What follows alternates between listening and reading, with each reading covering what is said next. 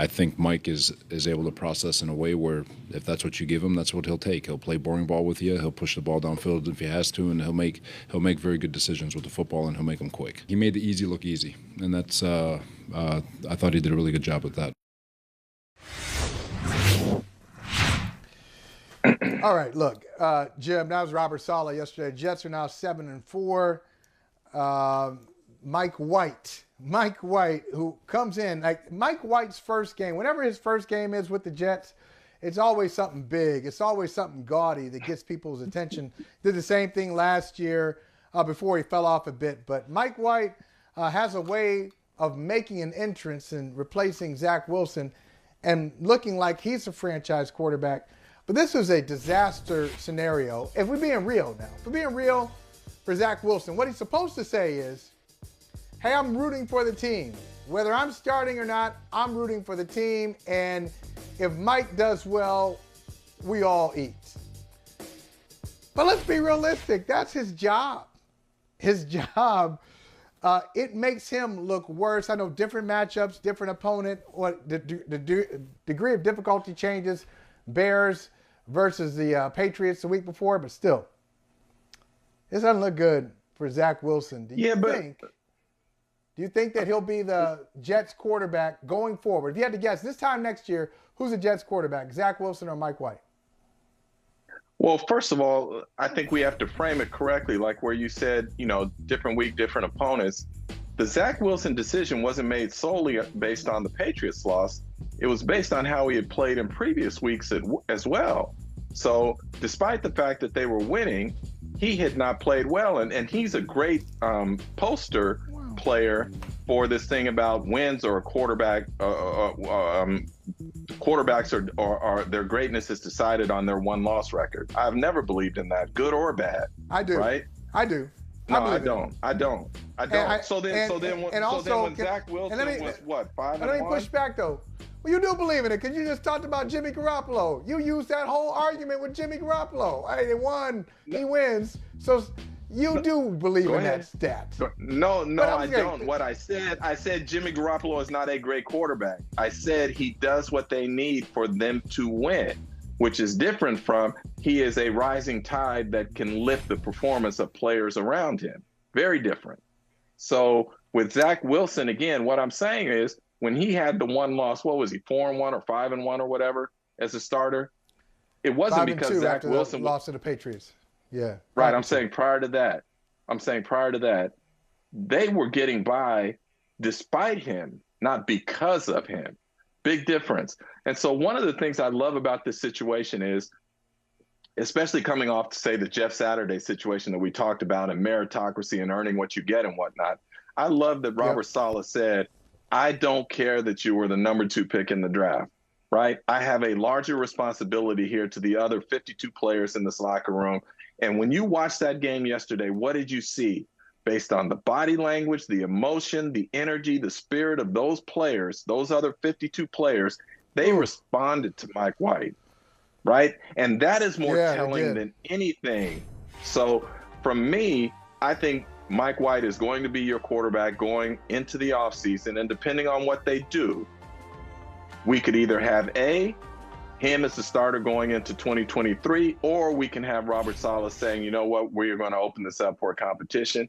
But Zach Wilson has not done enough to earn the status as the starter going into 2023.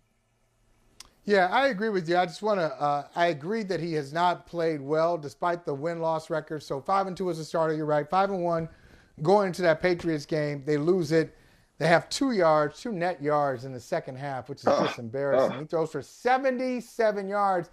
And I think the most damning quote of last week was Robert Saleh saying, the Patriots are good, yeah, but you look at those numbers, he says it's not NFL football. Ooh, I knew he was going to lose his job then. He said it's not NFL football. It's just not. But see, I knew it before he said that, Michael. I knew it before he said that. What was it, the press conference that did it? No, to me, it was the reaction of teammates. Robert Saleh, I believe, could have lost that locker room if he had stayed with Zach Wilson. Look, you know this. There's always that saying, game knows game. The players know who can play, and the coaches know who can play. And so if you're going to stand up before those 52 other players and say to them, Zach Wilson gives us the best chance to win, right away they're going to look at you and say, man, you ain't credible. You ain't credible. Right. And I say this, and I've said this to some GMs, including some who are in the running for the playoffs and the Super Bowl this year. We got towards a trade deadline. I remember saying to one of them, are you going to make a move? And he said, I'm not so sure. We got some cap issues, draft capital, this. And I said to him, you understand these windows don't open often, and they don't stay open all the time. And so there's a lot to weigh in that decision. And for Robert Saleh, as much as he and Joe Douglas are building the Jets out to be or building it to a place where they should have sustained success, nothing is guaranteed to you. Tomorrow is not guaranteed. So I say Robert Saleh had to make this decision because it might not come around again where they are in this position and have a chance to make a run in the playoffs or get to the playoffs and hopefully make a run from their standpoint. Yeah, it's such an interesting decision, Jim. It's not just that he was a number 2 pick in the draft, Zach Wilson. It's the approach that the team took to building the team, to building their roster around Zach Wilson. I mean, it's like they got their quarterback. So they say, hey, we got our quarterback. He's got a big arm. We're going to bring in, so we have receivers. All of them wanted to get traded at one point. Hey, Denzel Mims. What does that tell you? Me. What does that tell you? Right. There you go. Okay. I wonder if the trade request, if Mike White, they say Mike White is a starter, we're opening up to a competition. I wonder if the trade request from Denzel Mims goes away, from Elijah Moore goes away. I like Elijah Moore a lot, by the way. They get Garrett Wilson in the first round this year. He had some things to say after that Patriots game. But they were building, they got receivers.